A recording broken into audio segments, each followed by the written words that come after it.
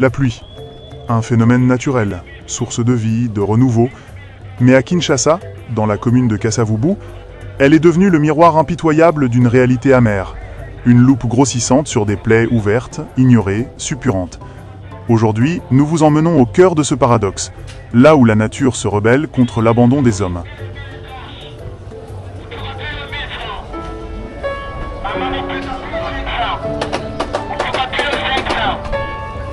Voici l'avenue Maringa. Un nom, une promesse peut-être, mais aujourd'hui un constat accablant. Ce qui aurait dû être une voie de circulation, un trait d'union dans le tissu urbain, est devenu une cicatrice ouverte. Les squelettes de travaux inachevés se dressent, témoignage silencieux d'un projet avorté, d'une ambition d'éteindre.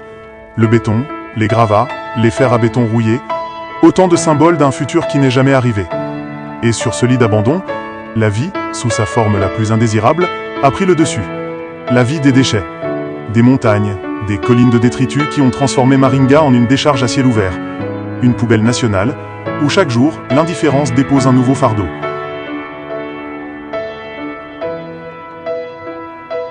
Et puis, la pluie. Elle tombe, légère ou torrentielle, et au lieu de nettoyer, de purifier, elle exacerbe le problème. L'eau, entravée par cette digue de déchets, ne peut plus suivre son cours naturel. Elle stagne, elle croupit, porteuse de maladies, de miasmes.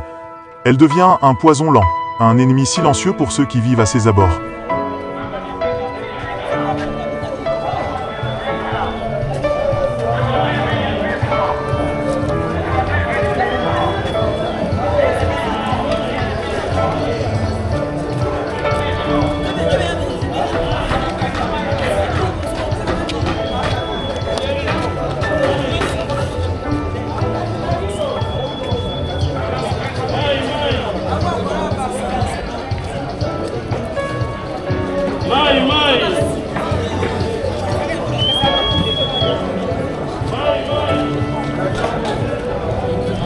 C'est alors que la colère de Maringa se déverse. L'eau, ne trouvant pas d'exutoire, déborde de ses rives de crasse et envahit l'avenue Kasavubu. Une artère vitale, elle aussi, transformée en exutoire forcé. Les déchets, emportés par le courant, naviguent sans entrave, traînant avec eux l'odeur de l'oubli et le poids de l'inaction.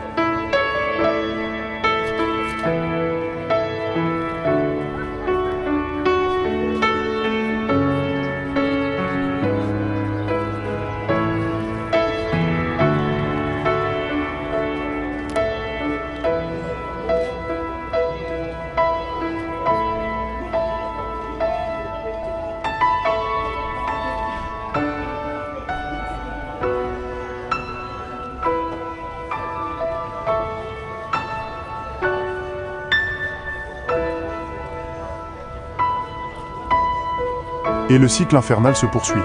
Ces flots de détritus s'engouffrent dans les systèmes de drainage, les obstruent, les étouffent. Ce qui était censé évacuer l'eau ne fait que la retenir, la piéger. Chaque petite pluie devient une menace, chaque averse, une petite catastrophe.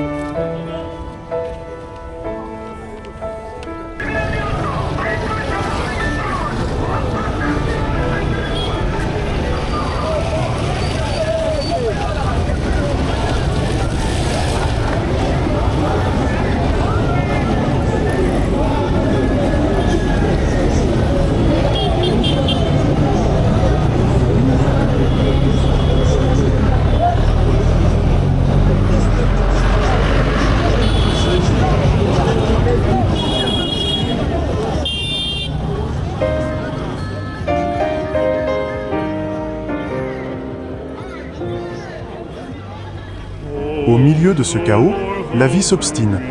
Des mères, le regard fatigué mais le corps au labeur, s'installent. Elles vendent leurs maigres marchandises, leurs espoirs peut-être, juste à côté de ces montagnes d'ordures. Leurs enfants jouent à proximité, inconscients du danger, habitués à ce paysage lunaire, à cette odeur poignante. C'est une question de survie, un défi quotidien où la dignité se bat contre l'indifférence.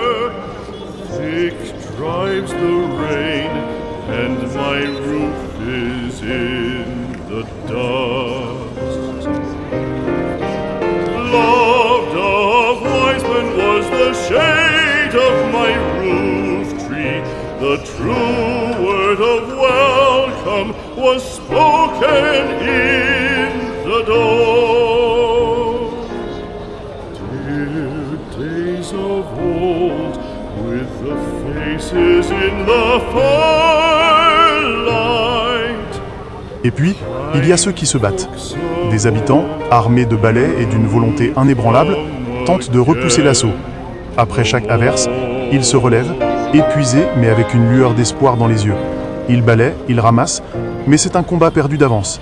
Les déchets sont vastes, trop vastes, une armée silencieuse qui avance et face à laquelle les efforts individuels, si nobles soient-ils, semblent dérisoires.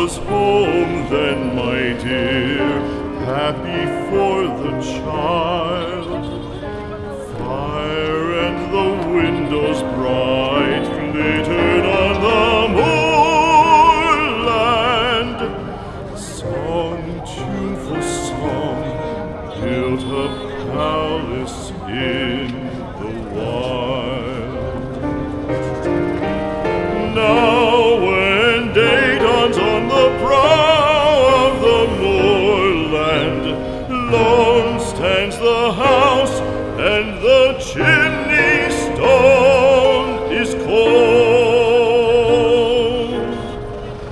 Don't let it stand now. The friends are all departed. The kind hearts, the true hearts that loved the place of old. Ces regards, ils racontent une histoire, celle de la négligence, de l'abandon, celle d'une population laissée pour compte, dont les cris d'alarme ne semblent pas traverser les murs des bureaux municipaux. Où est la voix des autorités locales? Pourquoi ce silence assourdissant face à une telle dégradation?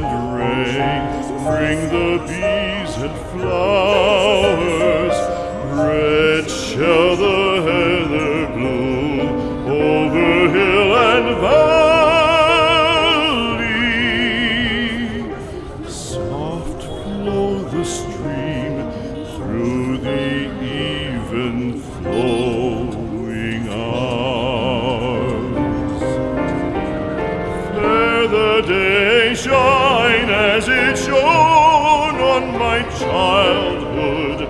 Fair shine the day on the house with open door. La ville, dit-on, se bat contre les inondations. Elle démolit les constructions anarchiques, cherche à ouvrir le passage à l'eau, à prévenir le pire. Un effort louable, nécessaire, mais quel paradoxe, quelle ironie cruelle lorsque, dans le même temps, la commune de Kasavubu transforme ses propres artères en réservoirs de déchets, en barrages de crasse qui déverseront leur contenu dans ces mêmes eaux de pluie que l'on cherche à contrôler.